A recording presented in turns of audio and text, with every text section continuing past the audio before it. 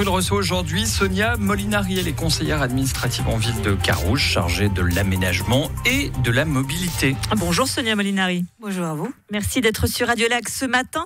4 mois exactement que vous avez entamé donc la piétonisation de la rue Saint-Joseph dans le Vieux-Carouge. L'éradication de la voiture à Carouge est donc en marche, Sonia Molinari. Je ne dirais pas que c'est l'éradication, non, pas du tout. C'est un tout petit bout par rapport à l'ensemble de la ville et même par rapport à l'ensemble du Vieux-Carouge. Et ça fait suite à une opération très très réussie de première piétonisation de la partie finalement entre la place du Temple et la place du Marché, qui est un succès maintenant, je dirais, fulgurant depuis plusieurs années. Alors 4 mois que ça a commencé, quel premier bilan vous pouvez tirer de cette piétonisation ? C'est difficile de tirer un bilan d'aussitôt parce que, d'une part, les travaux sont terminés il y a peu de temps. Il y a encore des aménagements, je dirais, décoratifs qui viennent toujours d'être mis en place, notamment la première décoration qui est très, très belle et je pense très symbolique. Ce sont des dessins faits par des enfants qui parlent de ciel, d'étoiles, qui font rêver et qui ont été placés tout le long de la route, de la rue de Saint-Joseph élargie, donc avec la nouvelle partie, qui, elle, va justement de la place du Temple jusqu'à l'arrêt du tram Arme pour ceux qui prennent les transports publics pour venir à Carouge. Et le premier bilan, je dirais, il est positif. On a pu effectivement aménager de manière différente la rue. On a pu aussi tenir compte d'une situation aujourd'hui qui est celle que tout le monde connaît, du changement climatique. Effectivement, la place de la voiture aujourd'hui dans l'hypercentre n'est plus la même que celle d'il y a quelques années encore. Et il y a aussi une grande volonté populaire. Je rappelle peut-être que cette piétonalisation de Saint-Joseph fait suite à un long processus qui a commencé en 2006 déjà avec une première initiative communale qui était suivie par une autre initiative communale quelques années après. Entre-temps, des recours, etc. C'était peut-être une époque un peu différente aussi.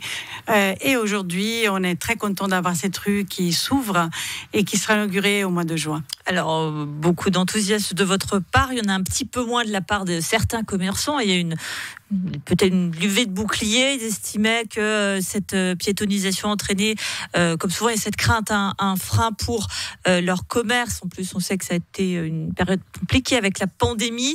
Alors, est-ce qu'ils sont rassurés finalement ? Est-ce que vous avez, réussi à les rassurer ? Alors, je pense que quand il y a des changements, ça va jamais de soi. Un changement, c'est changer les habitudes, c'est vivre d'une autre manière, c'est se projeter aussi dans un avenir. C'est pas facile et je le comprends. D'ailleurs, c'est pour ça qu'au mois de septembre, juste à la veille, on avait même déjà préparé le chantier, en voyant qu'il y avait des questionnements, des préoccupations, des soucis. Et j'ai convoqué une séance à laquelle ont été conviés tous les habitants et les commerçants, parce qu'il n'y a pas que les commerçants dans la rue, il y a des habitants, il y a des gens qui la fréquentent. Et on a discuté. On a présenté le projet. Il y avait des soucis par rapport au fait que c'était juste avant la période de Noël. Donc, moi, j'étais tout à fait d'accord de déplacer le calendrier du chantier. Ça a commencé le 17 janvier. Et puis aussi, oui, tout à fait. Et aussi, signaler peut-être que dans cette aventure, la commune n'était pas toute seule. Les intérêts de Carouge, qui regroupent les commerçants de Carouge, étaient dans la partie depuis longtemps. Ils ont fait du travail d'accompagnement auprès des commerces et des commerçants et des riverains de la rue, avec aussi une autre association locale qui a été créée, la Cave. Et donc, évidemment, il y a toujours des personnes qui seront dans le doute, qui auront des craintes.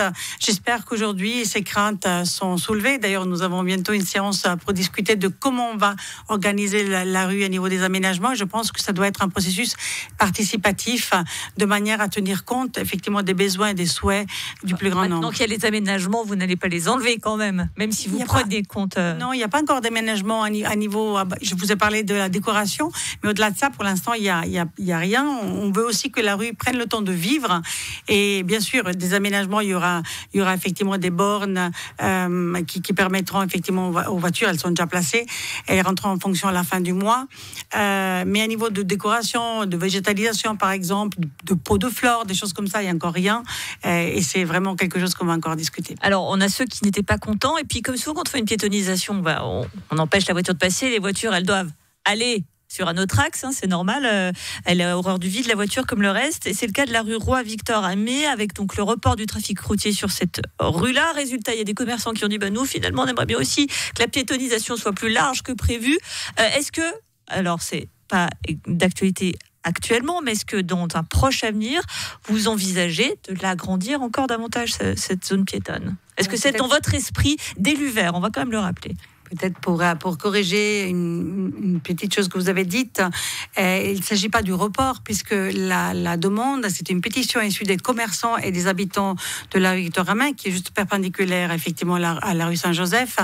Et ils trouvent que, et je le comprends tout à fait, qu'aujourd'hui c'est le seul petit axe, un double sens de tout le centre-ville. Et c'est vrai qu'aujourd'hui ça paraît un peu étrange, cette situation, et souhaitait bien sûr une piétonisation, mais à terme, je pense que ce qu'on va étudier, je me suis engagée à le faire, c'est déjà étudié pour que ça soit dans un sens unique. Ça évitera du bruit, parce que c'est ça aussi un souci partout, et pas que dans le Vieux-Carouge d'ailleurs. Le bruit aujourd'hui, les gens sont très sensibles, et de plus en plus il y a des réactions par rapport à ça. Mais là aussi, on ne va pas faire les choses de manière improvisée. On va prendre le temps de regarder comment est-ce que tout le secteur peut être organisé par rapport à un changement de sens de circulation. Et on fera ça avec eux. Mais à terme, ça paraît bien entendu souhaitable qu'on puisse aller dans ce sens. Et puis, il y a aussi une demande. Vous parlez des quelques personnes qui peut-être ne trouvent pas aujourd'hui encore, parce que je suis convaincue qu'elles le trouveront, leur compte dans cet aménagement, comme c'est le cas pour tous les commerces qui sont sur l'autre partie de la rue Saint-Joseph, qui sont très heureux aujourd'hui d'être là, et qui montre que c'est possible.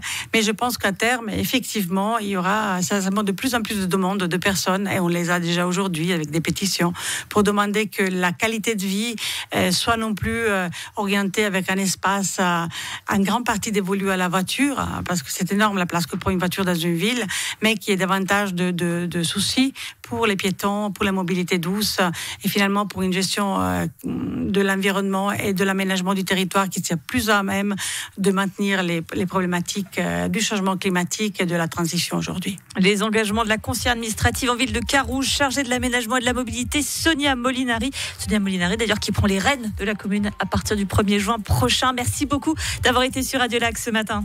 Merci à vous, madame.